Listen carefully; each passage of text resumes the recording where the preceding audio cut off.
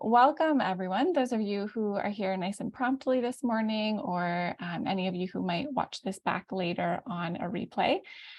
You can see me up on screen here. I'm joined by Dr. Jason Marr. He's here to talk to us today about the ideal client avatar, which, as he just said, is such an important topic. So this, he says, is the essential first step in building your healthpreneur empire. And I totally agree with that. Knowing who you're talking to and how to talk to them is so important. So Dr. Marr, during the next hour or so, is going to be showing us a few different things: how to ensure you're building your business in an effective way, how to create a sustainable source of new clients, why this fundamental pillar in a healthpreneur's business plan optimizes your performance in productivity, branding, marketing, and advertising, how it helps you leverage networking opportunities, and then he's also going to offer a step-by-step guide of defining your ideal client avatar as well. So by the end of this presentation, you should have some clarity and direction to transform your business into the career of your dreams. And I'll just add a little aside to that. Gotten a lot of questions lately during some of the different events and groups that we have about things that relate to this ideal client avatar. So I think it's really timely for a lot of our group members. So I'm excited to share this. So I mentioned I'm joined here by Dr. Jason Marr. He is a naturopathic doctor, a performance and productivity coach, and founder of evokelife.co. So he basically jumpstarts integrative medical clinics and healthpreneur careers, to put it in very short form. He started his own practice on nothing other than the debt available to him on a credit card. And so at this point, he's bringing 3 decades of coaching experience, 5 multidisciplinary clinic openings, 15 years of clinical practice, 7 years of clinical consultancy, and 3 years of advisory board consultancy to the publicly traded companies to the table as a coach and a clinic mentor. So he's got lots of experience in this natural health space. And I'm so excited that you're here to share it with us today. Awesome. Thank you for having me. And thanks so much for the intro, Veronica, and to Sabine for having me here as well, and for the invite. This is, as we've said a couple times already, it's an exciting topic and one that I have a lot of fun talking about. And I think, when we get into talking about the ideal client, we'll certainly take a closer look at some of the things that we really need to have in that framework and how we define that avatar. But the majority of what I want to talk about today is how we really think about the utilization of something like an ideal client avatar, because it's something that most of us have done. If you've started a business, if you are practicing on your own, if you are an integrative healthcare practitioner, it is 90% likely you've spent a few moments thinking about, who do I actually want to work with? But I think what we don't really understand is how we can actually leverage that in every different corner and aspect of our business. And so when we start to think about transforming how we think about our client and our client base, and going out there and getting clients and applying something like a very specific client avatar to the things that we're doing, in how we build our business and how we brand our business and how we talk about our business and how we do business, that's where things really start to shift. So I really want us to almost take a step back in thinking about what an ideal client is, and really start from scratch in thinking about what that is.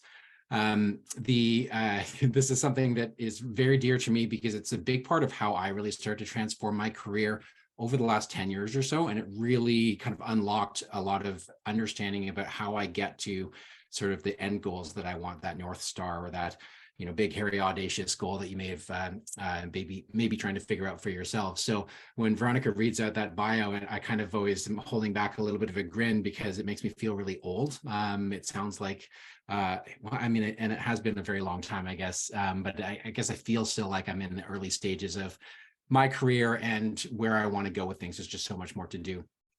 That being said, there is a lot for us to talk about and to do in the next 45 minutes to an hour. So we're going to jump right into things and start identifying some of the challenges that we might have as integrative healthcare practitioners. I want to really start to relate to you guys For those of you who are here live, I would love some level of interaction, even if it's like a smiley or a winky face or something like that, or a hand up in the air, just to say, yeah, that's me too.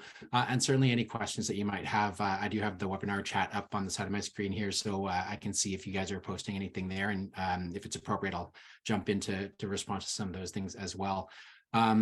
So let's get into things. Okay, so I think it's not really a secret that as an integrative healthcare practitioner, we've got two pieces to our job or our careers. Some people would say we have to all wear two hats. As a professional, we are nutritionists, we are dietitians, we are naturopathic doctors, whatever the labels might be. But as a job, we still have to be really good business people to survive and to thrive financially and in business. And being a good entrepreneur or business person, however you identify, and a great clinician at the same time is a lot of work. We've got to wear at least those two hats, if not 3 or 4 or 5 other ones every single day in our careers. But unfortunately, despite being really fantastically trained, I'm sure from a clinical perspective, our schools, our training grounds, until at least recently, I would argue, they haven't given us the tools or the space or the time to really think about and figure out how we're running our businesses. And that's why we have groups like Network Nutritionists. That's why we've got business coaches and we have mentorships that are opening up, and we have more people entering the coaching or business mentorship industry, I guess, if you want to call it that, specifically in the corner of integrative healthcare. And I think you only need to look at like local media and the news and Instagram and social media to see that, we know that physicians, doctors, naturopathic doctors, nutritionists, people who run their own businesses as entrepreneurs, we are some of the professions and the people that are at highest risk for burnout. When we take a look, and I gave this talk talking about physicians and doctors, we know that conventional medical doctors or physicians' suicide rates are skyrocketing. And I can promise you that every single one of us that has been in practice for more than a few years, whether as a naturopathic doctor or a self-employed nutritionist, we can tell you that, our stories, we have stories, all of us, about how we've burnt out at one time or another and how we've had to kind of really transform our practice to really make it sustainable for us personally, because we are our business and we have to wear all of those hats. And that's why this is so important for us to really frame our business around a particular avatar or framework that we'll be getting at here today. Briefly on this slide and on the next are some of the struggles that can really contribute to the stress of being an integrative healthcare practitioner or an entrepreneur all at the same time.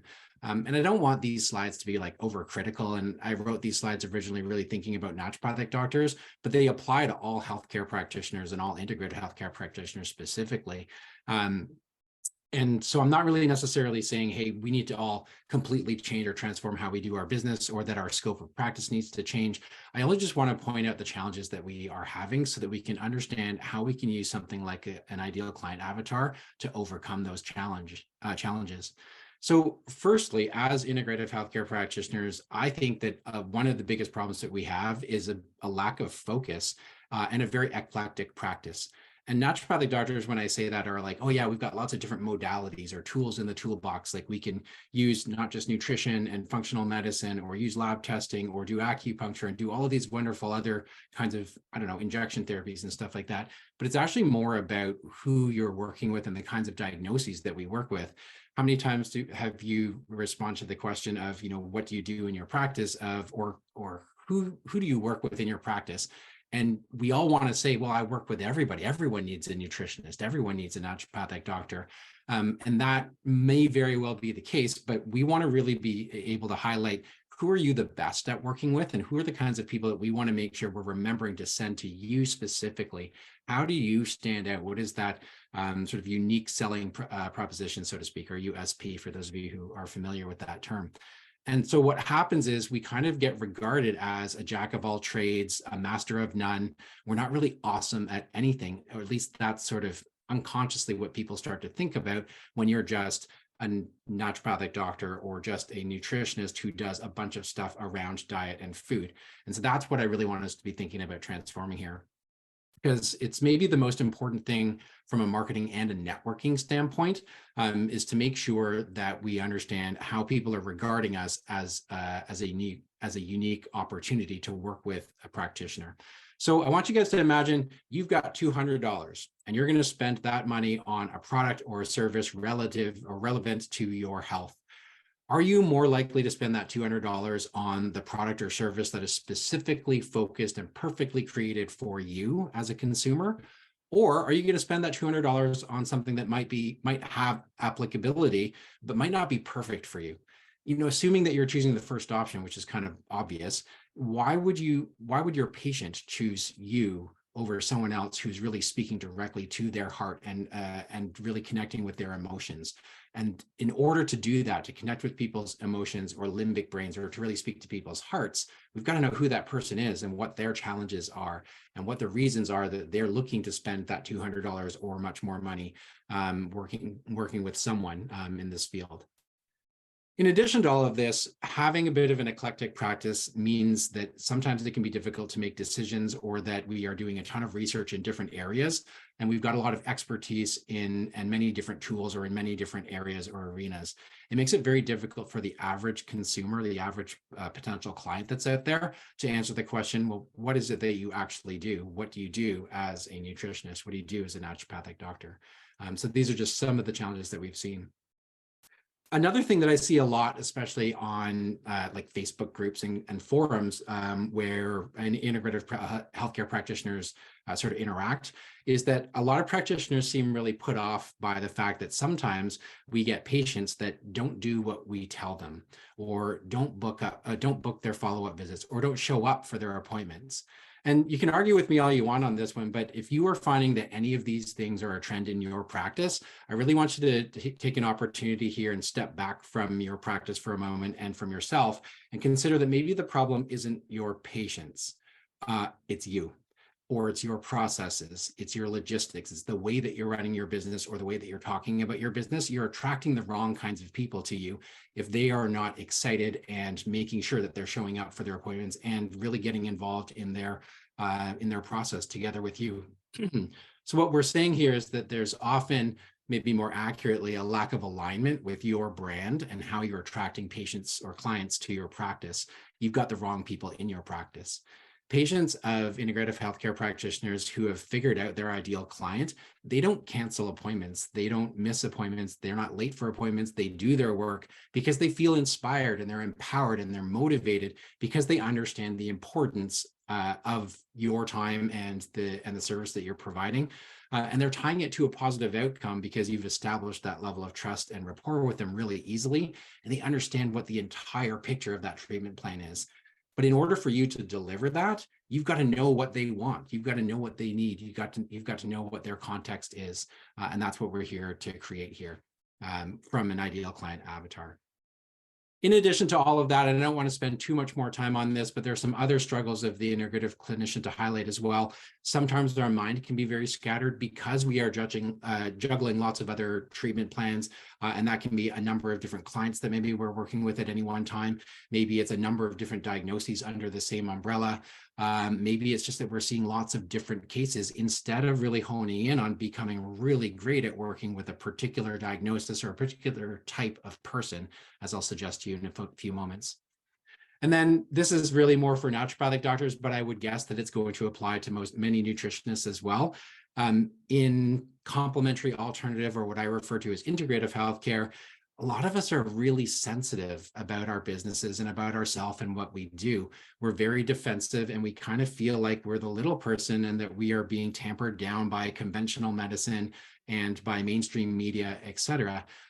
So it's difficult for us to sometimes understand, why don't some people just get it, and why do some people just get it, and why do these other people not get it? Why are we constantly being attacked? And what I would ask for you to consider is, why do I feel like I'm being attacked, is probably the more important question. And if we think about the entire pie of the entire population of, all of Canada, let's say, or all of North America, the entire world, of the kinds of people who need the help that you guys provide in the kinds of services that you do, we only need a few clients to really sustain our business, if we're being really honest. And so what's key is not worrying about what other people are thinking about when they are portraying you negatively, and really just focusing on the people who do get it, the people who are the ones who need your service, because you only need a couple of those clients. And frankly, the one that matters the most is the person you're working with right now, or the person that you are networking with right now. That's what you need to focus on, and not sort of worry about all the noise that's all around us in the negative portrayal of what we might be doing per se. And then finally, I think we also generally really suck at explaining what we do, or at least we really suck at explaining what we do to people outside of our bubble. And this is another framework that allows us to get more focused on really getting authentically honest about what it is that we do and the kinds of people that we work with. So for all of these reasons, this is why a framework like the ideal client avatar is so important for us in business and in our practice. And in order for you to get really great at helping all of these people and using all of the tools that you have and working with them in a way that they are going to benefit from, you've got to get them in the door first and get them committed to working with you. And that's what our focus is here today. So next, I want to I'll ask you some sort of rhetorical questions, and I don't necessarily need validation around these things, but I just want you to feel like, yeah, these are the kinds of things that I would like to see in my practice. If you are thinking about, or you have a feeling that you have a healthpreneur empire to build, which is something that I've really always really wanted. It's like, I don't even know what that looks like yet, even when I was early in practice and even still in medical school, but I knew that there was something that I wanted to share with the world, and there was a reason why this is the field that I'm in. And if you feel at all like that, then I think you're going to resonate with these questions as well. So wouldn't you like to have a client base filled with only people who are excited about what you have to do and what you have to offer? Wouldn't you like to look at your schedule every single day and feel excited and energized by seeing those clients' names on your schedule, as opposed to feeling drained or drowned in work or stressed because you don't know what to do with that next person, or emotionally sapped of energy because that client takes so much out of you every time that you work with them? Where's that joy coming from? Wouldn't you like to have a business that's self-sustainable and that grows itself? These are the kinds of things that I want to talk about achieving. And I think, I've fairly recently, as I said, over the last 10 years or so, really recognized that the longer that I practice, the more often I wake up each morning and look at my clinical schedule, and the more energized and excited I am to see a full day of patients, scan through them, and feel confident that I know where I'm going with that patient on that particular day, what's going on in each case, and knowing that there's a clear action plan in place and where we can go and the kinds of questions that I'm going to be asking that person on that day.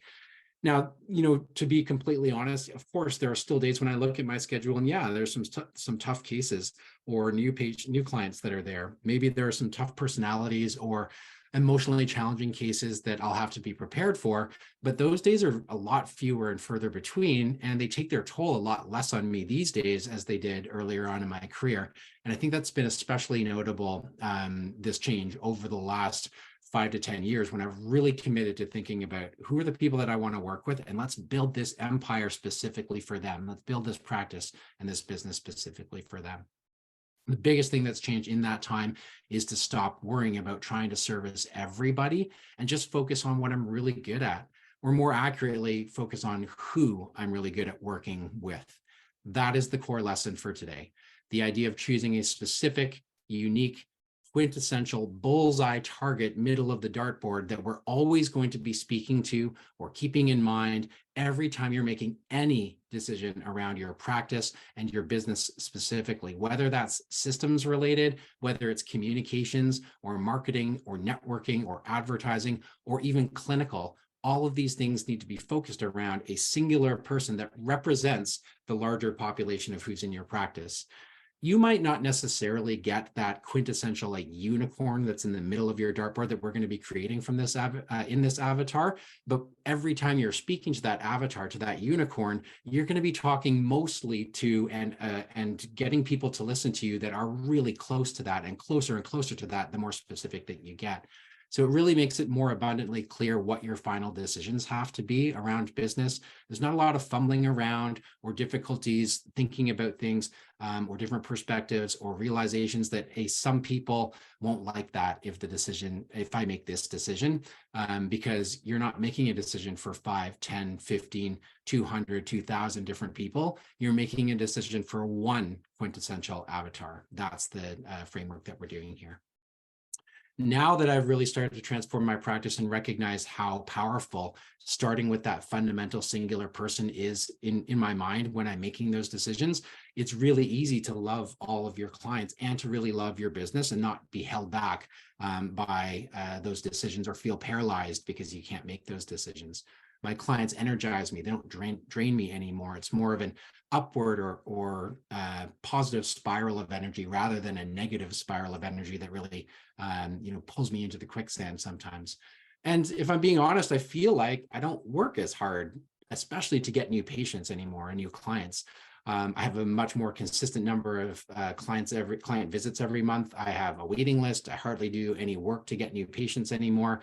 The networking and marketing that I do, I'm either already paid for it because it synergizes with another aspect of my business or my career, or I do it because I enjoy the process and I make it fun and with the people that I already know that I like doing those kinds of things with. And lastly, and maybe most importantly, I don't struggle with making those business decisions. Sure, sometimes decisions that I make I might not personally agree with, but I know that those are the right decisions because it's not about me.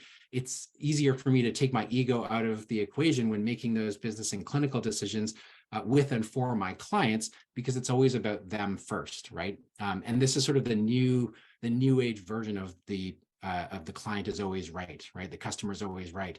It's not that the customer is always right. It's that the customer has to be the focus of your business. And that's what's important here. So in order for us to talk about the ideal client framework and what that actually is and start working on developing that avatar, we've got to turn back the clock a little bit. And I just want to address one small piece of sort of nomenclature or vocabulary, and that's about target markets. Because one of the most common phrases you'll hear after the word marketing is target market, or things like demographics. And thinking about who you're targeting as a target market is not only decades out of date, it also just does not work for medicine and for healthcare, and especially for integrative healthcare, where we are becoming increasingly individualized and personalized in not just what people are seeking out, but also what our offerings are to people. So really briefly, the idea of a target market is a group of customers that you've decided to aim your marketing efforts and services or products towards. In healthcare and integrative healthcare, we often use the phrase "your focus in practice." And I want you to take that idea and crumple it up like a piece of old newspaper and throw it in the garbage and set that on fire. Because when we graduate from our programs and when we become the practitioners that we all are becoming now, the truth is that most of us don't really know what we're really good at yet. And I hear and see so many people, even experienced practitioners for that matter, who still struggle to answer the question, what's your focus in practice? That shouldn't be a difficult practice for us. That shouldn't be difficult for us to explain that. It's so important. I do another webinar a lot talking about networking and talking about the elevator pitch. That's got to roll off the end of your tongue like it's not just authentic, but it's got to just be perfect. You've got to know exactly who it is that you want to work with. What's easier than figuring out a target market or a focus in your practice is figuring out who you're good with. And when we discover who that person is, we can imagine what problems it is that client has, as opposed to what's the problem that you're focusing on. And so this is more of what I refer to as a bottom-up approach. Right now, many of us are starting with a modality or a title or a problem, a person that we've got that we are trying to target our market towards. Sometimes that's a disease or a disorder. Maybe it's, diabetes. And we're seeing the vast diversity of people who want that service or who need that service or that product, or who have that label, that disorder, that disease. And then we're trying to attract vastly diverse populations and adapt to them personally, professionally, and clinically. That's top down. You've got this disease. all of these different kinds of people can have this disease. I've got to be able to adapt my practice to all of these different kinds of people who can have type 2 diabetes. Bottom up is where we are flipping things upside down. And that means starting with the kind of person who you want to work with, who already trusts you and develops trust in you very quickly, who develops rapport with you really easily, who already wants the tools that you have available to them and that you're great at delivering. And we're going to adapt that practice and attract that specific person. And then we're going to back up and think about, well, what are the different health challenges that they have? What are those diagnoses that they have? It just so happens that they may have type 2 diabetes, but it's more about the person that has those problems as opposed to the problems that we're starting with and worrying about all the different kinds of people who have that particular label. Okay. Does that make sense? I'm curious to see how that's landing so far with you guys. And so I'd just love to hear kind of where you guys are at. Does that make sense? Sort of like versus top down, we're thinking about things from sort of a bottom up approach. Here are the people that we're working with, and let's hone in on what those problems are. That's kind of what I want to get at. So really what we're talking about is targeting individuals instead, rather than demographics or target markets or ranges. We really need to think about who we are good with rather than what we are good at, or even what tools we use, or what our jobs or what our labels are as integrative healthcare practitioners. I feel like I skipped a slide here, and I think it's just coming up. It's one of those, I have quotes that are kind of put into my slides. And sometimes when I really want to say that thing, the slide's not in the right place and it's killing me. So I know it's coming up though. So the questions that we should all be asking ourselves right now are, who are the people who are most receptive to you already in this moment right now, based on whatever experience you have, whatever your practice is like right now?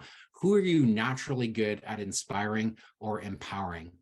Whether you are a brand new graduate or you're an experienced practitioner of decades, consider who the people are who are both awesome with you and whom you are awesome for. Maybe these are people you've treated already in your clinical practice or clinical experience. Maybe they're friends or family. Maybe it's just someone you've met in the past that you've really jived with. What is it about these people that are the most receptive to you that makes them the most awesome people for you to work with? That's what's going to continue to make you energized, or continue to keep you energized on a daily basis. And that's such a huge secret to building a massive healthpreneur empire. It's not about doing the right things or what tool should I use, or I have to go on Instagram and do social media. I've got to do YouTube videos. I've got to create this program. I need a sales funnel. You can listen to all the business coaches you want, but if you don't know who it is that you want to be talking to, and you don't know why they're good for you to be working with and why you are the best match for them, you're always going to get burnt out at some point. Who's that one person that if you could work with that one singular person every single day for the rest of your career, who would continue to motivate you, continue to challenge you and engage you and do their homework and show up for their visits? Who's that person that you would like to be working with for the rest of your life? And once we begin to discover who that person is, then we can imagine what problems they have, as opposed to who's got the problem that you're trying to focus on. Medicine or healthcare, wellness, whatever, again, labels you guys want to use, it's personal. Personal meaning it's unique to each of us as individuals. We all know that. In practice now, you probably wouldn't be here and having this and viewing this webinar or having this discussion if you weren't already on that track. But as integrative healthcare practitioners, we know as well as anybody else, there's no right answer for everybody. There's no one treatment plan that's going to work every single time for every single client, no matter if they have the same diagnosis or problem as the next person. Not every single client wants or can sustain the same kinds of treatment recommendations or the kinds of treatment plans, even if the outcomes are the same in what they want. There's so much confusion over what works for weight loss or for bloating and for digestive issues. And this is also why there's so much confusion over what healthy is, or what a healthy diet is specifically. There's no definitive answer for everybody. It's only what's the most appropriate, best next step right now for that person as a unique individual. The same thing's true for your business. I see this all the time with naturopathic doctors. Everyone's like, yeah, empowerment and yeah, individualized medicine and personalized healthcare, personalized wellness plans, all these kinds of things. But we're not running our businesses holistically and focused on an individual person either. I don't understand why we've missed that component when a lot of us are coming from these more integrative, holistic healthcare perspectives. And clinically, we're starting to move that way, but we're still stuck in the, the 50s, 60s, 70s and thinking about our marketing and our networking and how we're building our businesses. Figuring out how to successfully market your business or your practice is about matching your personal strengths as a person, as a doctor, as an integrative healthcare practitioner, a nutritionist, a clinician, as a coach, with the client that's most receptive for you. In fact, I think, we're always, we're always thinking about how we should be specific about that individual person in medicine and healthcare, and not treat the problem so much as we're treating a person with that problem or with that disease. We've got to really respect that integration of all the different systems rather than treating one system as separate from all the others. Again, the analogy there, or the comparison to building our businesses in more of a synergistic way, I think is something that is really missing here in our industry. So we need to start thinking more integratively and more holistically about our practice. So what is your focus in practice? We've got to be able to change or transform that question in our mind. When you hear someone ask you, what's your focus in practice? Have you guys ever been, put up your hand or give me a yes, a hell yes, if you've ever been at like a social gathering, like a party or something like that, and asked you like, tell me about your practice, or what's your focus in practice? Maybe you've been at a conference or something like that. I like to ask new grads this question when I see them after I've finished teaching them at the Canadian College of Naturopathic Medicine, and we go to conferences. I love asking them this question and just seeing how they respond to it. Because this question actually really drives me nuts. It's not so much that it's a bad question, but that as integrative healthcare practitioners, we give really crappy answers to this question. So think about what you would say right now to that question of, what's your focus in practice? You might say something like digestive health, or I don't know, pretty much everything. Everyone needs a nutritionist. I'm very eclectic. I see all sorts of different diagnoses. No matter what the problem is that you've got, I've got a solution for that.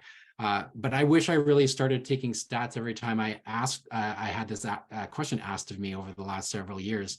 And when I think back on when I've used this question in the past, I feel like the most common things that we hear are these things that are up on the screen. I don't really know yet. I'm eclectic. I like everything, or pretty much everything. I deal with everyone. And to me, the way that I think about it now, things like, I don't like to be too specific, or I'm very eclectic, or I see everybody, or I don't really know what what our focus is really what you're saying. All of those things just mean to me, when people say that, what I'm hearing in my brain is I'm interpreting that as, you don't know what you're really good at yet. That's a big problem here. And that's a big problem. And it's a big reason why we're not getting, we don't have a waiting list, why we don't have people lining up for our services and our businesses and our products.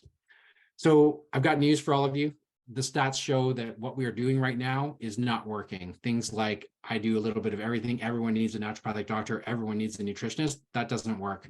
We know now that I can speak for my profession as naturopathic doctors. We're not making enough money in our first 2 years out of school to even handle the installments or the payments on our loans or our lines of credit.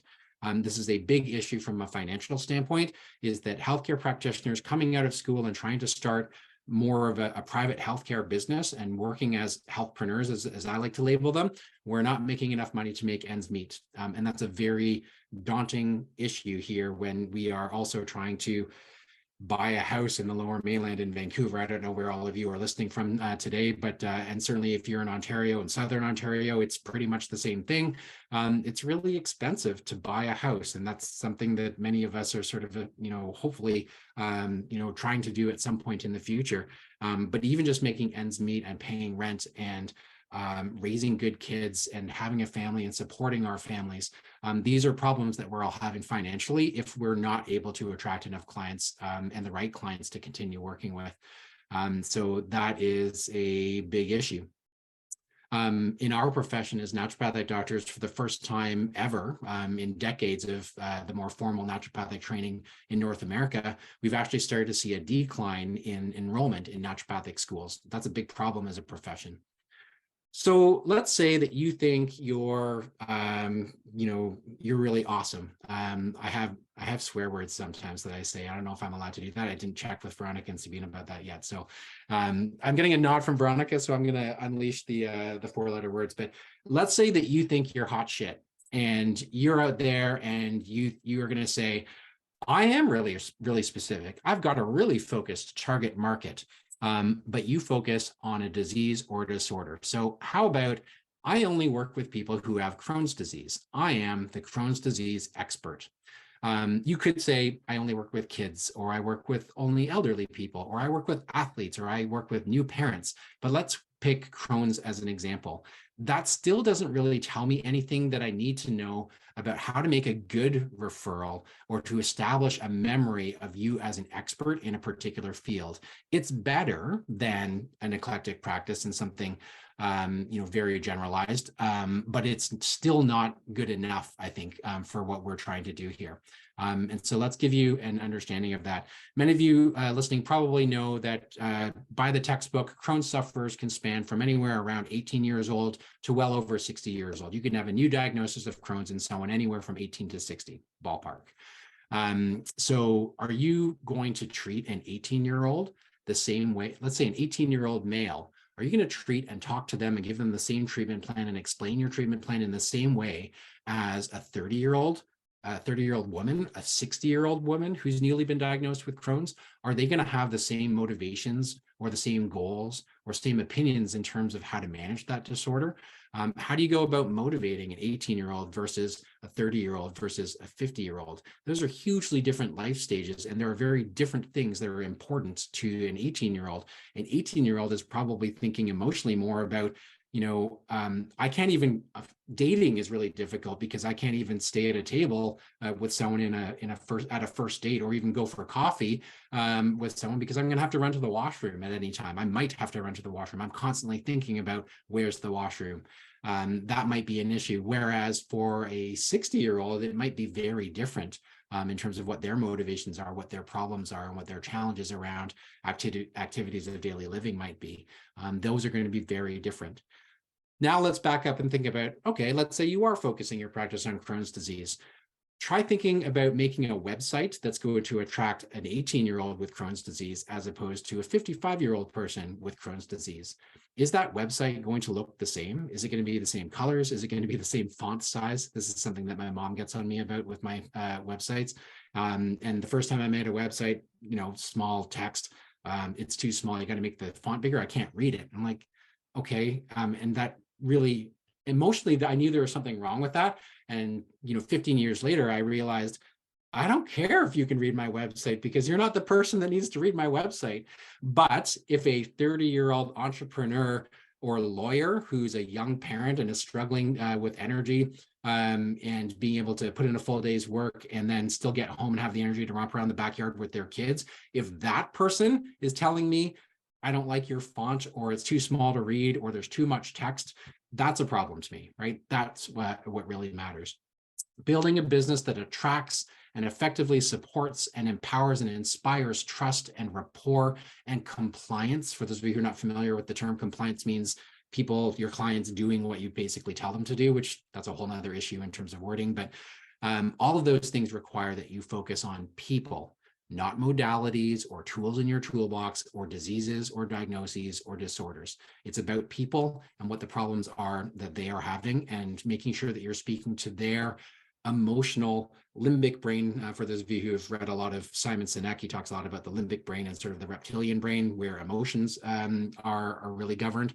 But really, a nice way to say it is that you got to speak to people's hearts, not to their brains. And if you can relate to them at the heart level, that's where you're going to really have more engagement from those people. And that's where they're going to be sitting at a talk of yours or watching a YouTube video of yours, and they're going to be sitting there being like, yeah, I'm putting up my hand because you're talking directly to me.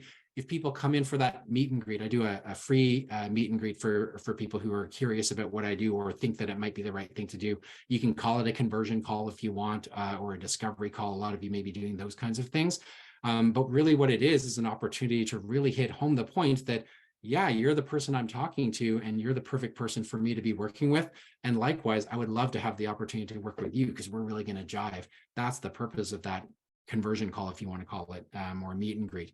But what's really telling is when you get people coming into those sessions and you ask them, how'd you hear about me? And they said, I saw your YouTube video and it was like you were speaking directly to me. Everything that you listed in terms of how I'm feeling, how that person was feeling, you were telling my story. When you get those people coming in, you can smile and think back to webinars like this, and to really give yourself a pat on the back for really facilitating that, because that you did that intentionally if you're focusing on people first. Okay. So instead of what's your focus in practice, if you hear that, or if you want to ask that question, stop yourself, strike that from your memory, and really instead what we should be thinking about, or what we should be hearing when we hear that question is, who is the person that it should immediately strike me to send to you? Who is the person that is perfect to work with you? Oh my goodness, I have to tell her about this awesome practitioner. That's the kind of person that you want. That's the kind of approach that you need to be taking when you're thinking about talking about your practice, because you are creating a champion for yourself when you're telling someone who is the person that it should immediately strike me to send to you. That's networking. Whether you're doing that in an elevator or a networking event or at a conference, or whether you're at a party and you've had 5 drinks, you need to be able to describe who is this person that people should be sending to you. Effective marketing is dependent on that unique person you ideally want to attract more of, not the medical condition, not the tools that you have in your toolbox. Again, for those of you who have read or seen any of Simon Sinek's videos, you will have heard this many times before. No one cares about what you do, or in most cases, how you even do it, unless you've got something really, really unique, like you use lasers in practice. And I'm kind of saying that facetiously and jokingly, but if you've got lasers in your practice, that's really cool. If you're doing like aesthetics and stuff like that, that's actually a really easy focus. Is, the 2 biggest selling niches, so to speak, are right now in healthcare and complementary and alternative medicines, would be fertility and skin. If you've got either of those 2 as sort of the focus in your practice, you can get away with what's your focus in your practice. For everybody else, which is most of us, that's not going to fly anymore in this market, especially with everything going on with social media and the internet. What people care about in terms of business referrals, whether that's in an elevator pitch or networking meeting, your biography on your blog, or how Veronica introduces me here today, in a magazine article at the end of your piece, at your a public speaking event when you're introducing yourself or finishing a presentation, or on your print media like a business card or on a pamphlet. What matters is why you do what you do, so what you stand for, and who's the most appropriate person to be working with. Fertility, Jessica, fertility and skin are probably they're the easiest niches to really to grab people emotionally by, because there's so much of a drive and so much of an emotional drive for what's behind that. People have issues with their skin, and that affects them so emotionally that you don't have to describe the emotions so much. They already know that stuff, and they're already past that. They have an intent to purchase, is what we would say in marketing. Fertility, same thing, particularly in integrative healthcare circles. People have probably already spent thousands and thousands of dollars trying to figure out why they're not able to get pregnant. This is an emotional thing, and especially for women, there's a time, sort of a deadline to that a clock that's ticking as well, if I can use that term. So there's a lot of intent to purchase. And so for that reason, as a focus in practice, if you want to choose like a diagnosis or a label for a particular problem and focus your practice on fertility and or on skin, that can work. That doesn't mean you shouldn't still have an ideal client avatar. It just means that you can get away with not being as specific in those areas. But for everybody else, we've got to have that ideal client. There's my Simon Sinek ripoff slide. Another thing to think about, though, is that especially in today's day and age, and a part of this is social media and internet, like just think about all the, I don't know, Facebook groups that you've ever joined in the past, or maybe you're, I don't know, I'm not a big Reddit user, but people flock to Reddit to join groups and to have these discussions. But people really crave a cause to rally behind or to connect to. We are community-driven beings. And so this is a very natural biological thing for us. I think I heard it on the radio, on a radio commercial or something like that. This is applicable to what I will call the newer generations. And I'm not quite millennial. I'm old enough to be outside of that.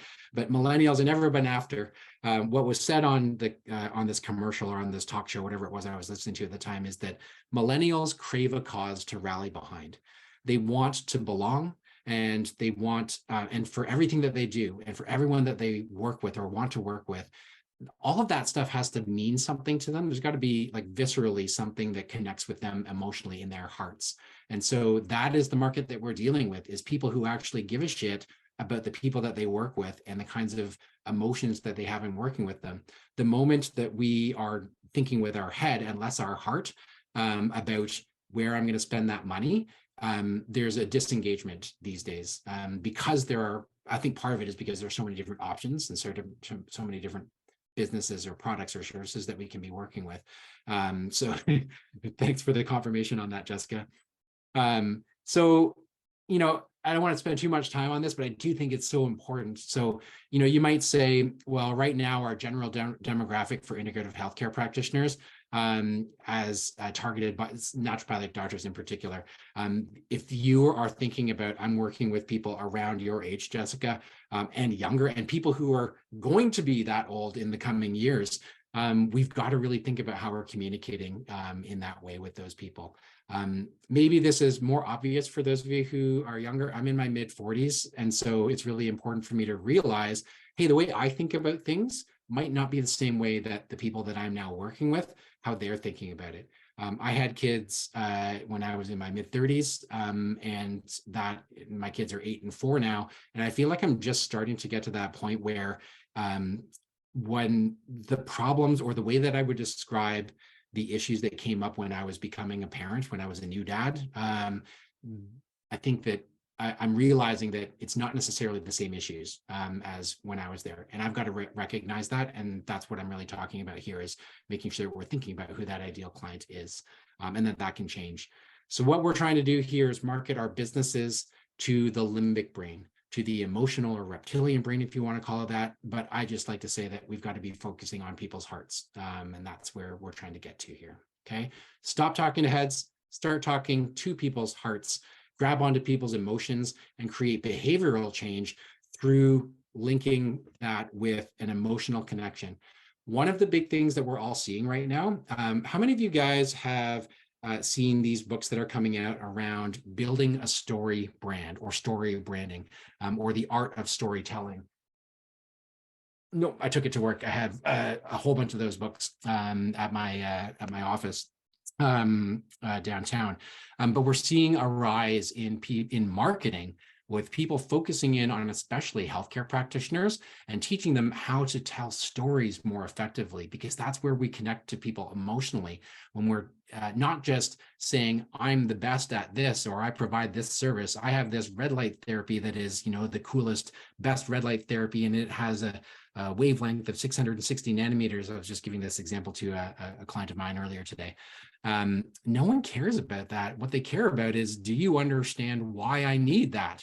If it's for managing pain, we've got to emotionally connect with not just, oh, pain is emotional, but pain is emotional because if my knee is hurting, I can't jump on the trampoline with my kids when I get home. That's what my ideal client is worried about. I don't really care that I have knee pain, because that doesn't affect me in terms of work. But when I get home and my kids are like, Daddy, come jump on the trampoline with me, and I can't do that, that is emotional for me. These are the kinds of things that you need to be thinking about your client with. What are the reasons why they are emotionally connected to their disease or disorder or problems in general? And what are those problems to begin with? All right, so we're going to get a little bit more practical here. We've got a little bit, we're at 50 minutes right now. As I said, we'll probably go overtime a little bit, but One thing that I get all the time when we're saying pick one person and create one person at the center of your entire business to focus on is that people get claustrophobic.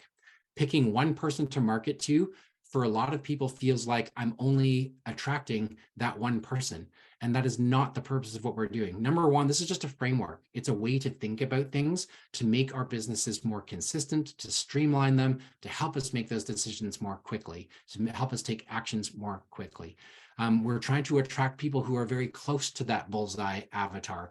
It's not, as I said at the beginning, I think, you won't necessarily ever see your mutant unicorn ideal client avatar. They can be the weirdest person.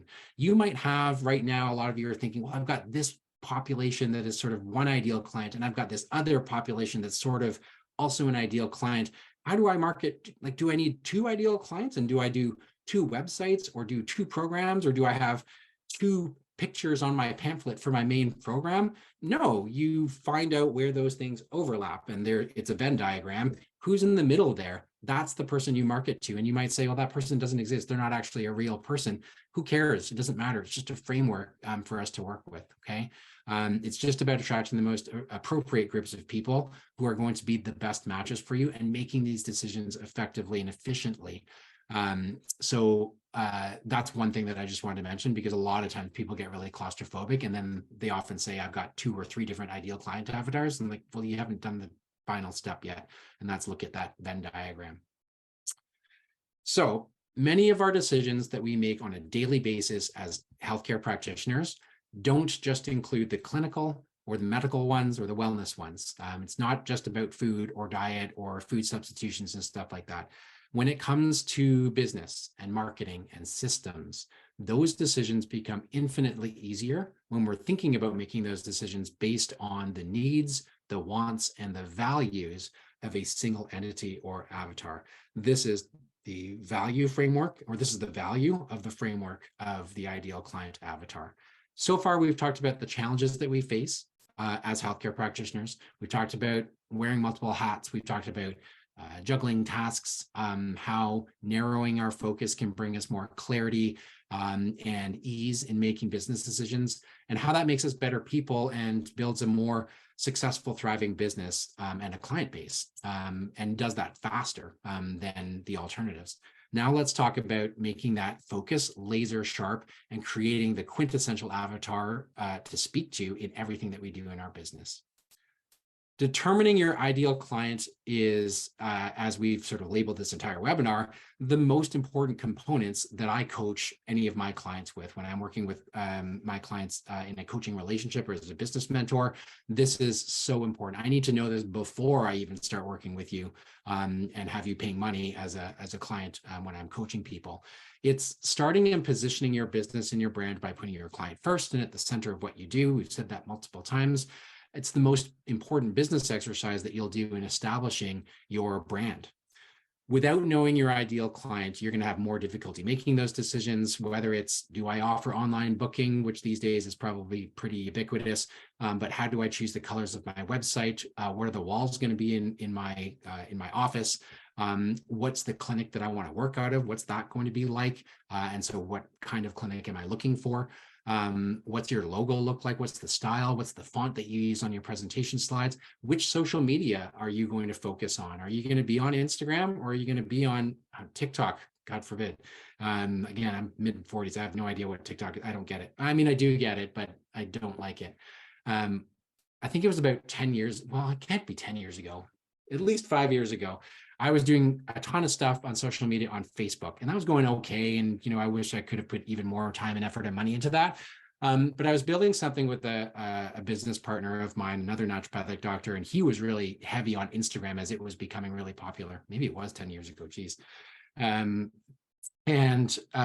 He was like, Jay, why aren't you on Instagram? And I was like, I don't have to worry about Instagram. My guys are on LinkedIn and they're on Facebook, maybe, especially if they're new parents and stuff like that. So I don't have to worry about Instagram. And he's like, dude, in 5 years, those people are going to, these people who are on Instagram right now, they're going to be your ideal client, and having kids and becoming new parents and becoming lawyers and business people and starting businesses. They're going to be your ideal client in 5, 8, 10 years. You need to get on Instagram now. And I was like, shit, you're right. That is absolutely correct. And I need to take a dose of my own medicine when we're talking about that. We need to be thinking about these things, sort of more future oriented as well. In short, though, the more you know about your ideal client, the easier decisions get. And so what's important here is you need to know everything about your ideal client. You need to interview people who are in and around or very close to your ideal client, or maybe who are people you would label as, this is very close to my ideal client. Interview them, understand everything that's going on in their lives, understand what the keys are to what is motivating them. What are the goals that they have in their life, in their business? What's at the top of those to-do lists that they need to get at? This is what we need to be starting to think about when we're creating our ideal client avatar. And so as I'm going to provide you with sort of a worksheet, that's a PDF that you can download, and I'll have that, I can get that to all of you, and I'll give you access to that on my last slide here today. You can go download it right away. It's a good starting point, but I think you can go well beyond it. It's just a very simple starting point as a sort of spreadsheet. But before you enter contract negotiations to look for a clinic that you want to work with, before you start thinking about how much space you might need to rent in a business, before you start thinking about designing your logo or your website or your blogs, before you even start writing your blog or naming your blog for that matter, before you start creating a sales funnel or an offer for a program and designing that program, you've got to consider who that ideal client is. That's got to be rock solid and nailed in. Your ideal client avatar can and likely will change over the course of your career. That is absolutely fine. I would encourage you to revisit it on an annual basis at the very least, and always have in the back of your head, is something shifting here if I'm really enjoying something, or if I'm not feeling perfect about something that's going on in my business. Who is it that you're changing the world for right now? That's the person that we want to be thinking about right now. But it's not rigid or inflexible. It is something that we need to revisit on an ongoing basis. All in all, when we're thinking about our ideal client, what I want you to remember is that the purpose of this is to make sure that you can deliver the best version of yourself in practice, in career, in business, whatever it is, however you would describe that, the best version of yourself to the people who are already the most receptive to what you have to offer already. Deliver the best of yourself to the people most receptive. And this requires kind of getting over yourself a little bit here. I think you've heard that adage, as we talked about, the customer is always right. It doesn't really matter what you want in your practice, or what color you like on your website, or what size the font is on your website. It matters what your client wants and what's going to make them feel the most comfortable. When I am at my clinic and I'm trying to create a website or a landing page for one of my new practitioners, I'm like, I don't like that picture that you chose for this particular landing page. And I'll ask them, like, okay, I'm okay with you not liking that, but who's your ideal client? And are they going to be attracted to that? Does that make sense for them? Is that what's going to feel like the right picture for this particular landing page? Because that's what matters. It doesn't matter what you think. Remember, it's a client-based approach. It's a bottom-up approach that starts with the client, not with you or your ego or even the problems that you're out there to solve. Again, more detail, the better. If it is a real person, you can choose a real person as your ideal client. I've worked with some coaching clients, and sometimes we'll use that person's spouse or sister as the ideal client. Your ideal client might be someone you've worked with in the past already, or they could just be a unicorn that you might never obtain, like I've talked about. The ideal client could be you. There are some challenges with that, in that there might be some blind spots, but that is a very efficient way of making decisions. If you know that you're your ideal client, then you can say things like, I don't like that picture, I'm going to change it. That's a really easy decision, right? But all in all, the ideal client is the quintessential person that you want in your practice. It's your A-list client. If you divided all the clients that you have right now, and you've got A, B, and C clients. A, these are the ones that if I had to only work with these people for the rest of my life, I'd be really happy with. B clients are like, I'm happy they pay the bills and I'm happy they're here, but like, meh. And the C clients are the ones like, man, I wish I could get rid of that patient. Why are they even paying me money? We want to try and shift that so you've got almost like ideally no C clients, maybe one or two B clients to help pay the bills when necessary. But ideally, it's all A-list clients. Remember, wouldn't you like to work with only people that you love working with? That's our goal here, right? So the more detail, the better. And if that means that it's you or someone that you know already, that makes things maybe a little bit more efficient. But there's no reason you can't go out there and create someone completely, outside of the box. Using fictional characters can really come in handy here. Maybe you've got a favorite TV show right now and you're like, oh, that's the client that I want. I wish that I could work with oh geez, who's the guy from Yellowstone? Like I don't know why that was the guy that I thought about. But that's my clients. Like if that was a real person, that'd be my guy. That's another way that we can think about it. Now let's take a second here, because the ideal client isn't just all about your clients, it's still about you. Remember that these are people that you should be energized by, that you can understand and relate to them very easily, so it makes things easier for you in your practice. Again, emotional baggage wise, you probably share some level of life experience with them. You don't have to, but you might. You're probably already really good at helping these people very naturally. When I started getting into coaching and coaching other integrative healthcare practitioners, that was the one thing that it kind of dawned on me, like, why didn't I recognize this 10 years ago? This is really easy for me. And I love giving people advice and talking through and challenging people and thinking about their businesses and how that's relating to them more authentically as a healthcare practitioner. I did a lot of teaching before, but it was like the sciences or teaching the medical stuff. And I was like, it pays the bills, but like, I actually don't really love developing teaching plans on that kind of stuff. I don't love creating slides for that kind of stuff, but talking to people and creating slides like what I'm presenting to you guys here today, I get a kick out of this and I can't stop talking about it, sometimes for the worst. But that was a big realization that like, oh man, I really need to lean into doing more coaching. And that's when I went back to UBC and I got some additional training in coaching in order to facilitate that.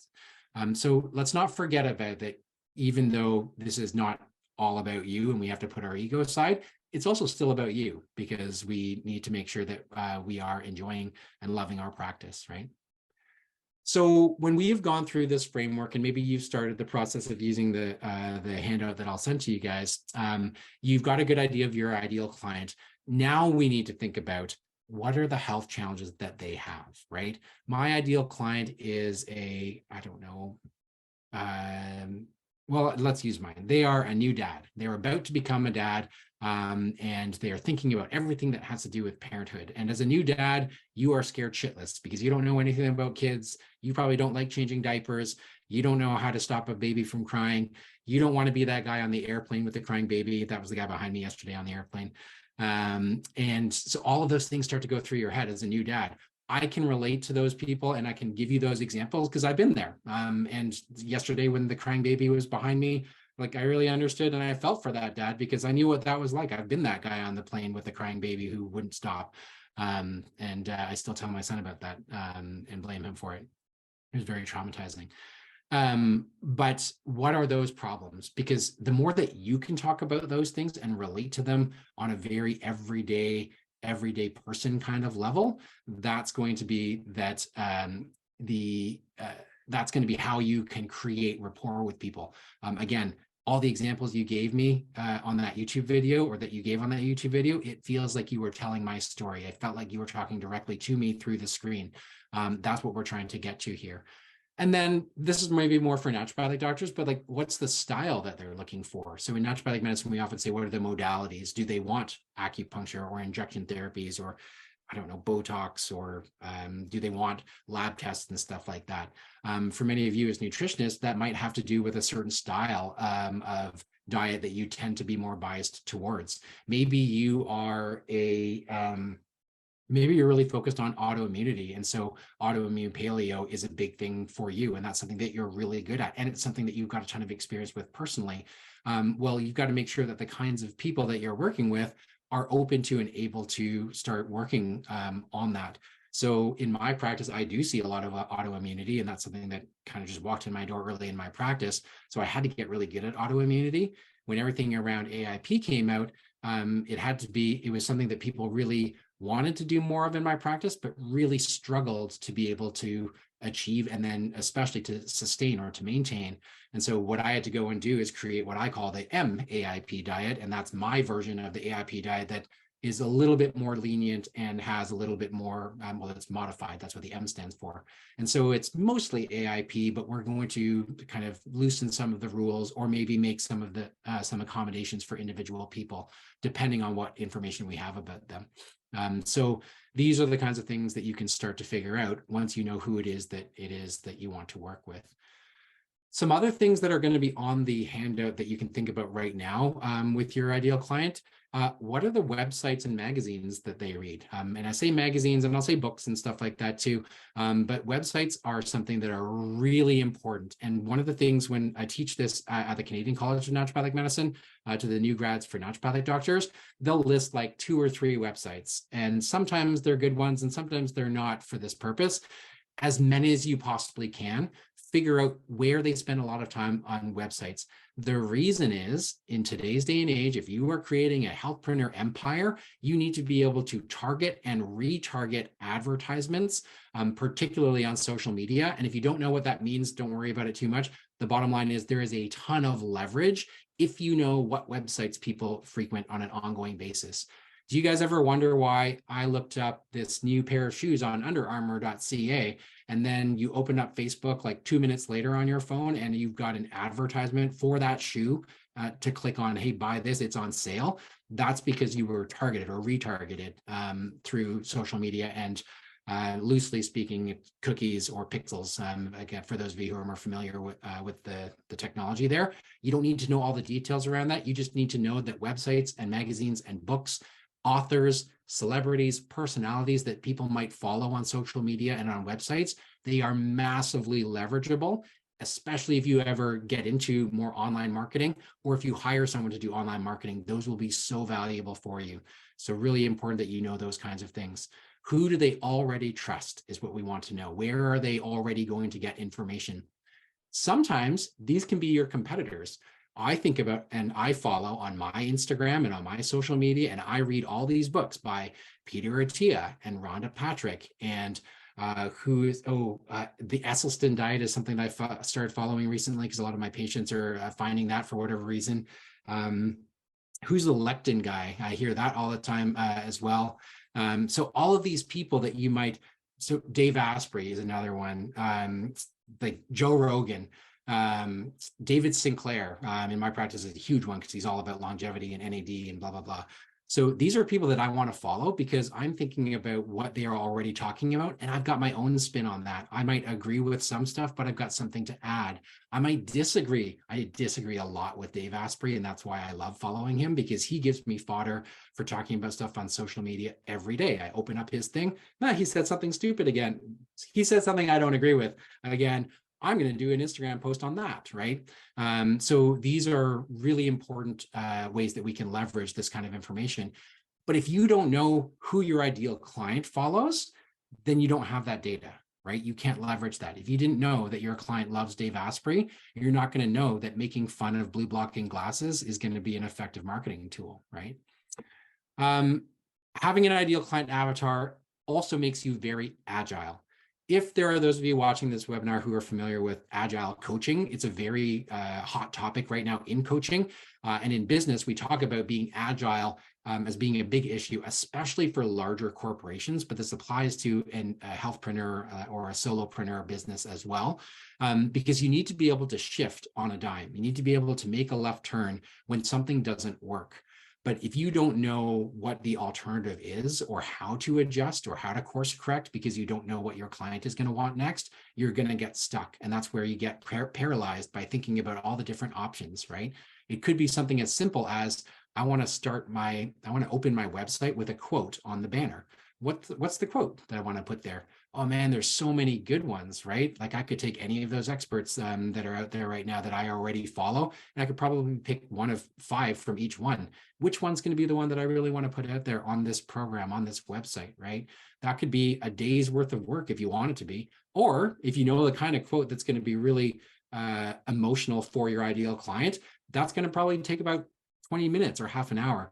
That's an entire day that you could be spending building your program rather than choosing a stupid quote for your website. I'm getting really animated because I get really, this stuff really bugs me that people, and this happens to me too. I'm the guy who will spend a day choosing a quote for my website.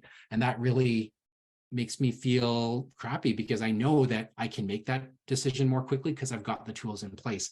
So if I'm not able to do that, it means that I'm not well prepared. And that really irks me personally. And that's why I say stupid sometimes. So I don't mean to offend anybody if I'm getting aggravated here. The ideal client avatar also allows you to be focused on being an awesome clinician. So many of us got into what we do because we want to be really good at it. We want to be really well known for the kinds of things that we do. And you can't do that without experience, right?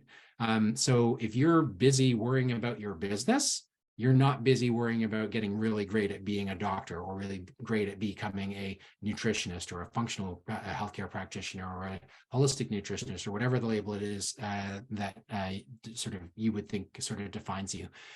This lets you get the business stuff out of the way so you can focus on being a really awesome doctor, clinician, practitioner, or nutritionist. Narrowing the field is scary.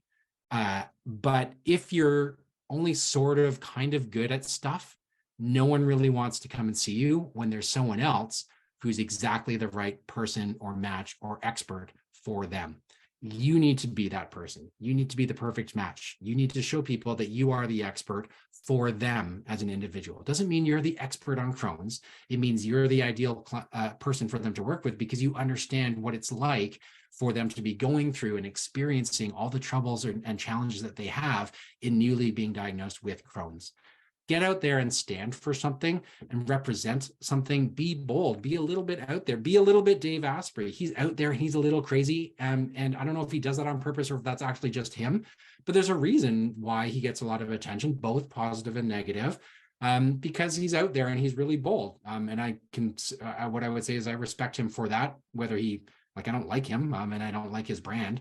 But there's a reason why people gravitate to him, or Joe Rogan for that matter. And again, I'm sort of using my world and my clients as examples here. But stand out for that smaller group of people. And I think that even though you are going to feel like, okay, there are 100,000 people that I might be able to attract in this particular area or online or whatever it is that you would define as your population that you have access to, I think that instead of marketing to 100,000 people, if you focus on marketing to about 2,000 of those people that are your ideal clients, you're actually going to convert more people into paying clients than if you were putting a weak, diluted, inconsistent, unfocused idea of yourself out there to 100,000 people. The math will work out at some point. Like certainly if you are doing a really crappy job at marketing to 100,000 people, if you market to 1 million people, yeah, you'll probably book the same number of people as if you focused really hard on 2,000. The problem is when you drove in 20 new clients from 2,000 people, those are the people that you know you're going to be really great at working with, and they're probably going to be more likely to be long-term clients of your lifetime clients of yours. But if you got 20 new clients from 1 million people out there, not all of them are likely to be really great clients. You might have to be looking for new clients again next month because they're all gone again. And that's not what I want for you. We want that self-sustaining, self-referring business. And if people love what you do, they're going to get out there and they're going to talk about you and recommend you to other people who are just like them. And that's where we get into talking about networking and everything else around that as well. So be bold, stand out. This is my favorite business-focused quote from Goethe. This sits on my office. It's right behind my screen here by my camera. He said, "Whatever you can do or dream you can, begin it. Boldness has genius, power, and magic in it." Be that magician, be that power, be that genius, and be bold for those people who are the best people for you to be working with. That is the focus of what we want to be doing in identifying an ideal client. So What I'm going to do here is let's see. Let me just move this out of the way. Really quickly, I want to give you guys a handout. I don't know why it's doing, oh, here we go. I'm going to give you guys a handout. And what I will have you guys do, I'll have the contact information on the next slide. If you just go to my website and sign up for my email newsletter, it's an automation. The very first email you'll get when you join my mailing list has a link for the ideal client file. It's just a PDF. It is fillable. Download it just as a framework. You could probably start your own document and just do this on your own document. You don't have to fill it in a PDF and you'll run out of space anyways. It is just a starting point. But I want you to just take a quick look at it. We are picking an ideal client and we're going to give her a name. So this is Sophie. She is my mutant unicorn ideal client. She is 32 years old. She is a lawyer who obviously she's female. I've called her a female. She identifies as a female. She is a lawyer who has been on mat leave, and she now has 2 young kids, and she is about to go back to work. And going back to work, she is really pissed off because all her male counterparts are now partners at her firm. And her goal is to not just break through the glass ceiling, but she wants to smash that glass ceiling to smithereens, and she wants to chop off the heads of all the guys that have got the promotion ahead of her. That's my woman. She's super competitive. She used to play competitive sports. She was a competitive track and field athlete and a sprinter. She does not like losing, and she does not like being behind other people. That's an important emotional component for this woman that I like to focus on. We know that she is married and she has 2 young kids. She is obviously interested in staying active, and so she does CrossFit 3 times per week. So there's another brand association. I could be looking into brands that do CrossFit. I could be looking into apps that do CrossFit, like high intensity interval training. These are all things that I might be putting down here in websites or brand dependencies that are here as well. In social media use, this isn't just Instagram or Facebook, but I want to know how they use that. Do they use Facebook Marketplace to buy and sell things? Do they use LinkedIn because they are looking for, because they're hiring on there, or are they looking for work on LinkedIn? All of these things are very important. It's not just about what platforms, but why are you on those platforms? And why can you not stop scrolling on Instagram maybe? That might be another component here. We talked about websites and books and magazines and stuff like that. Brand dependencies. I like, do you guys buy Kleenex or do you buy tissue paper, right? Like, we use the term Kleenex and we really shouldn't, because that is a specific brand. But brand dependencies can be very important as well. I am really good friends with one of the co-founders of True Earth laundry strips. And this is something that's super important as a good example, because True Earth is all about saving the world and making the environment a safer place and helping to clean up all the garbage out of the ocean. And part of how they do that, a major part of how they do that, is that they have minimal packaging. It's just a recyclable cardboard folder, and you've got your concentrated laundry detergent in there. You're not, transporting and trucking around bottles full of mostly water with your detergent. And on top of that, we're not having to recycle these big plastic bottles. And as we all know, well, as these people would know, most of what goes into your blue box doesn't actually get recycled. It probably gets shipped out to China to be burnt.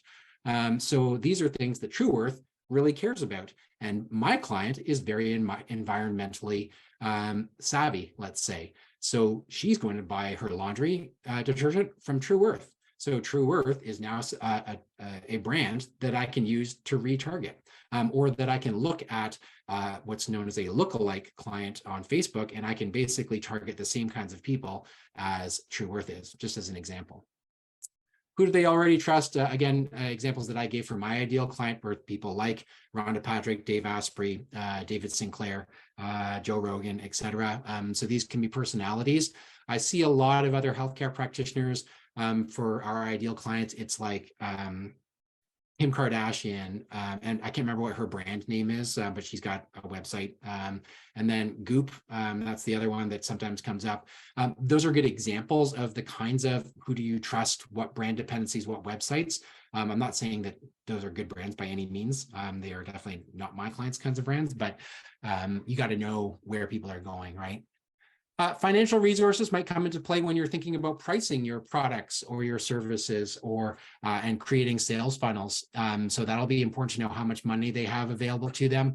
It also goes into their goals and aspirations. They are trying to buy a house this year. That's going to be really important for them to know, for you to know about them. Why is it that they're buying a house now? Why is that important to them? These are things that we need to be expanding on. And then further down, you've got medical diagnoses. These are probably the easier things to do. It's type 2 diabetes, it's weight loss, it's this, it's that, it's Crohn's disease. I think that health and wellness goals can be very different from medical diagnoses, but you might have overlap there. But maybe this is about, I want to, it could just be as vague as I want to eat better, right? That could be a term that people are using. Use quotes. What is your ideal client actually saying when they describe to their best friend when they're out for dinner with them having drinks? Or, you know what, even better, New Year's resolution. They're doing New Year's resolutions with their friends around a couple of drinks. It's New Year's. What's your New Year's resolution? I want to get fit, right? What is the actual phrase that they use? I want to get cut. I want to have, I don't know, a six pack. I want to look great in a bikini. I'm going to Mexico in 6 weeks and I need to lose weight. I want to get down to this. These are the more like wellness goals as opposed to the medical diagnoses that we're looking at.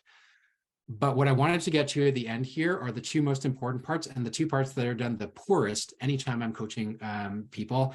And those are concerns or fears. These are the things they're scared of. These are the things that could lead them down the quicksand, right?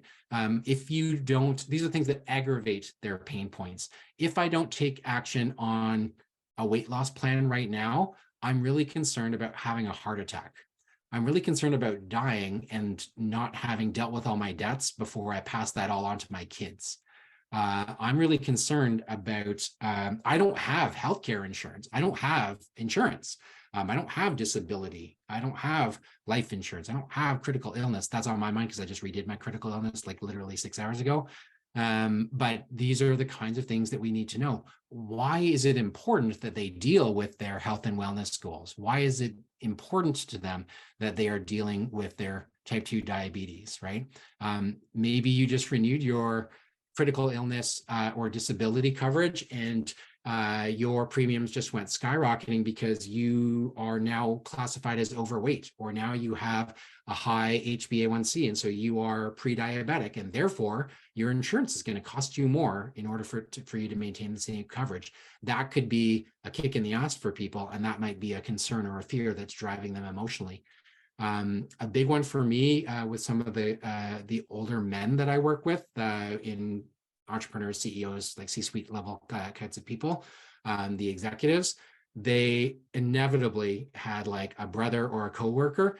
Oh, we were at the company hockey game last week, and 45-year-old guy had a heart attack, and we had to get him on a stretcher, and he went to the hospital. He's alive, but that freaked me out because I'm 45 years old and I'm in much worse health than that guy, and he's the one who had a heart attack.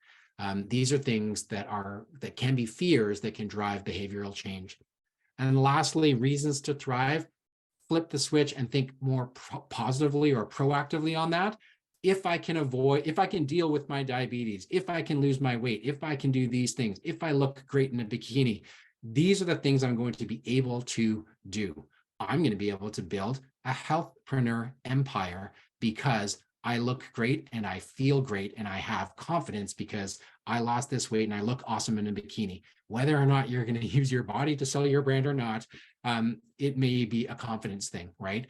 I get that a lot. A lot of young healthpreneurs that I coach and that I work with from a healthcare standpoint, they're talking about weight loss and they might come to me and say, that's my primary thing. I want to lose this weight. I'm having a really hard time losing this weight. I don't need to be super skinny looking awesome in a bikini, but I don't want to be overweight. And that's where I'm at right now.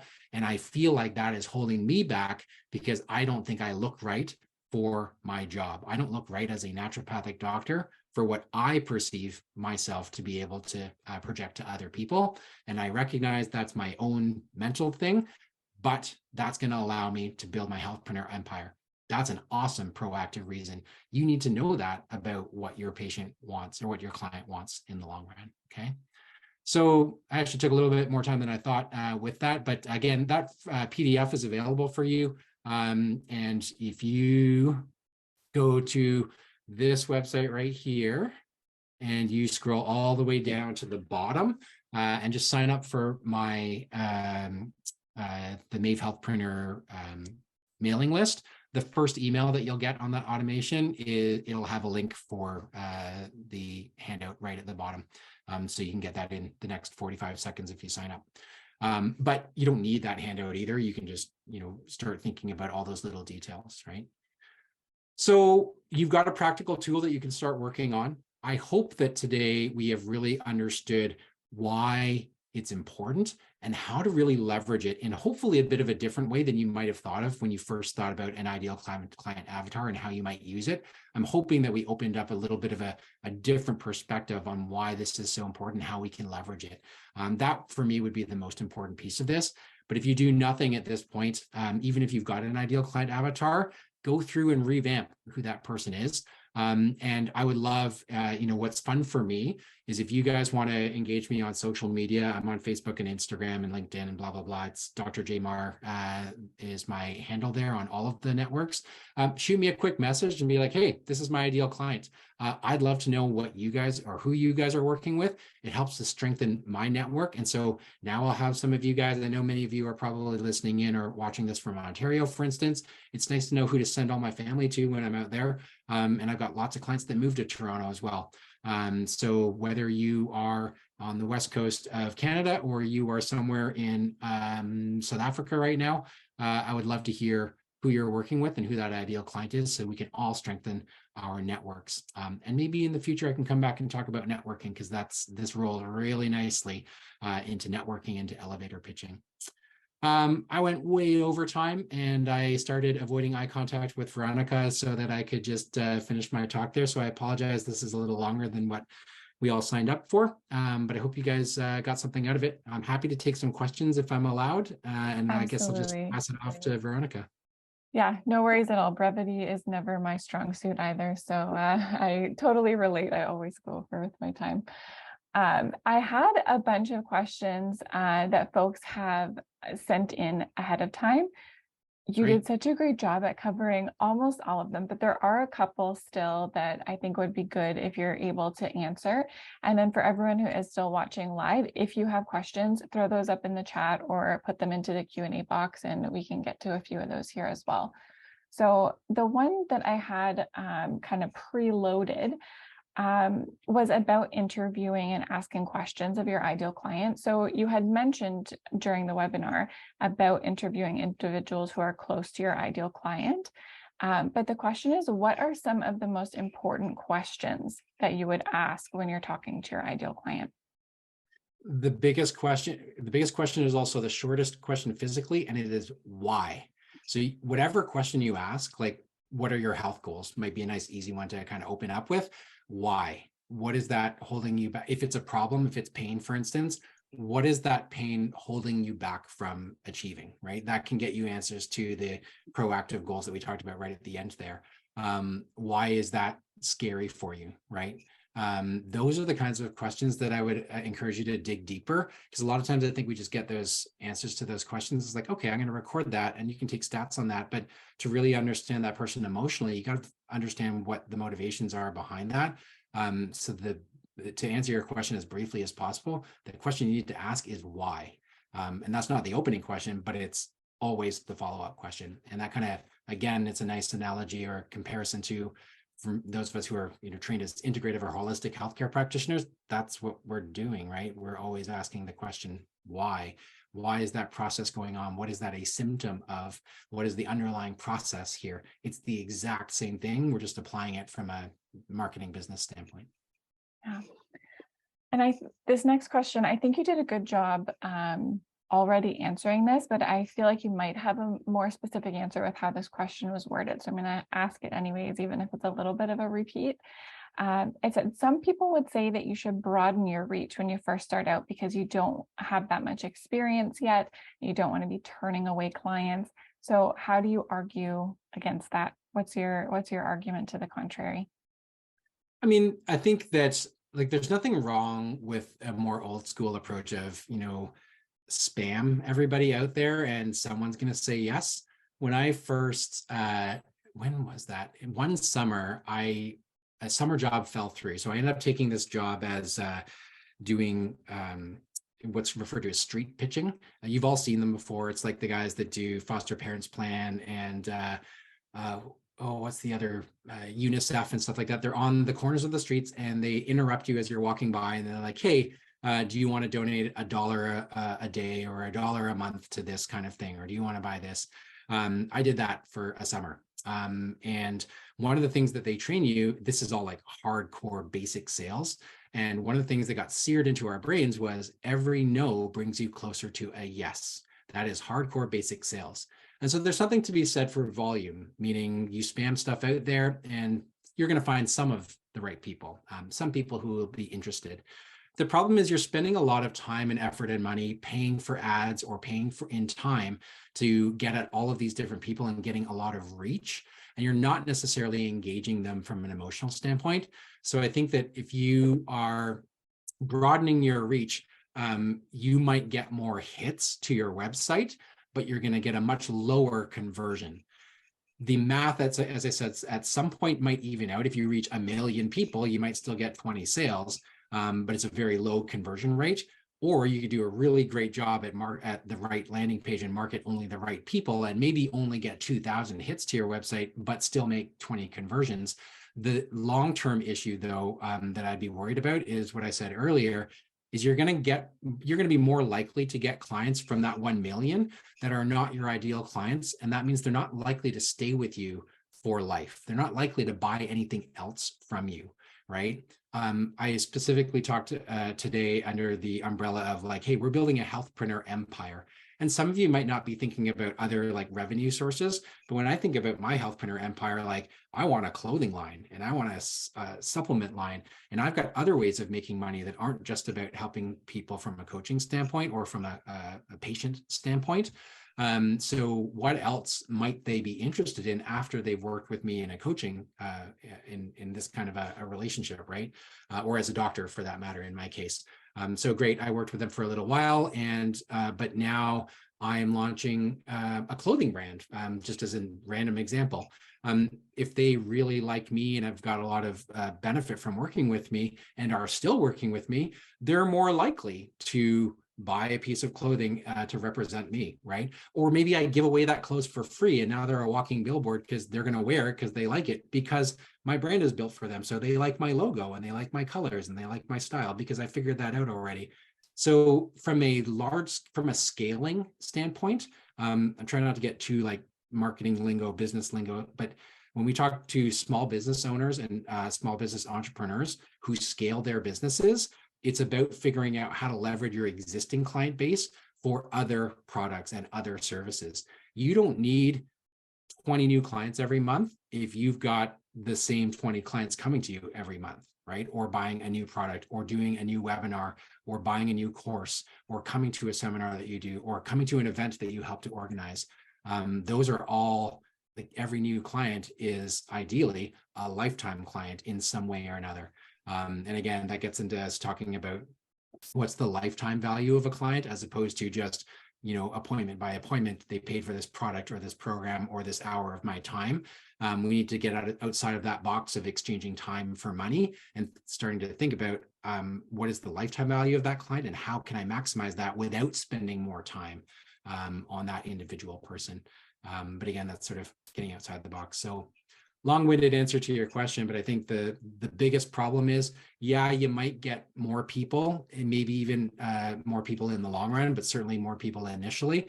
But the issue is they're not going to be good patients or good clients, and they're going to have a lower lifetime value than those that you engage in more of an ideal client avatar way. Oh, perfect. I think this is our last question.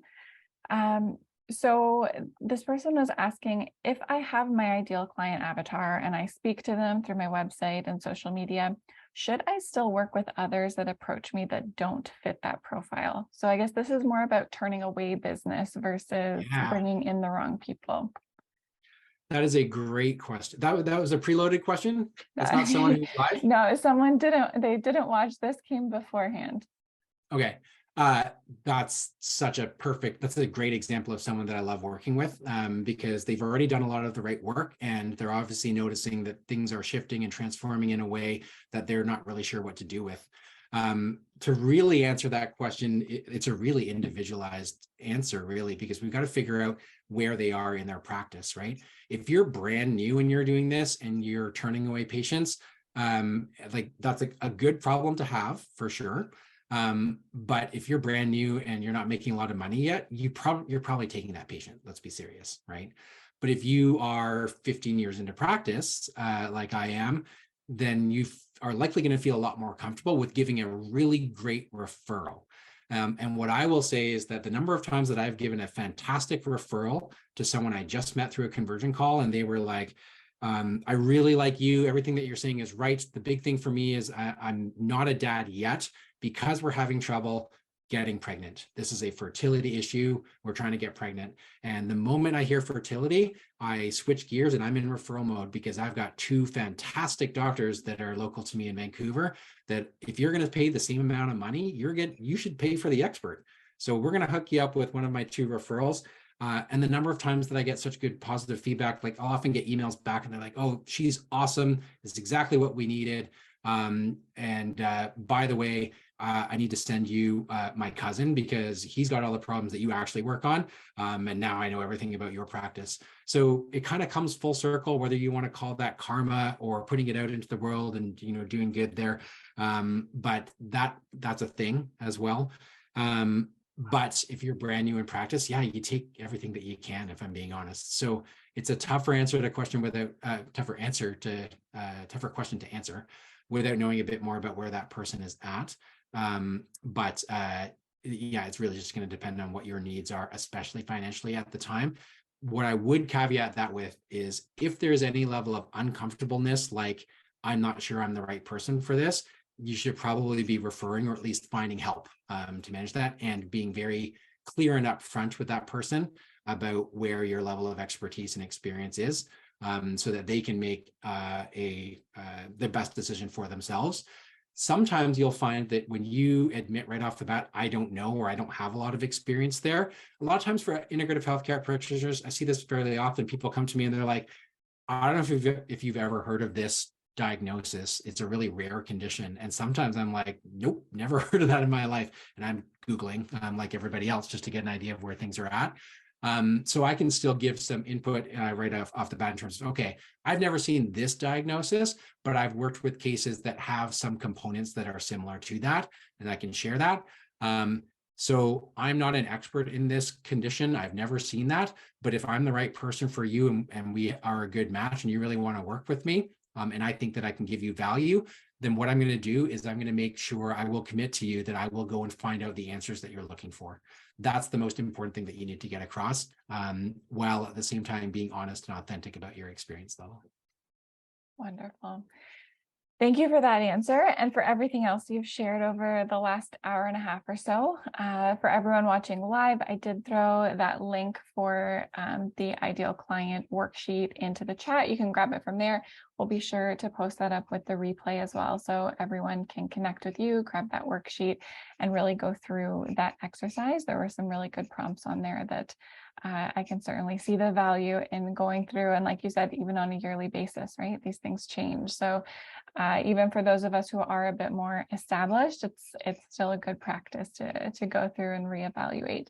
Folks who are interested in this topic, as you said, can reach out to you on social media and connect with you there. Please do. Yeah, that'd be great. All right. You take good care. And thank you everyone for being here. Have a good night.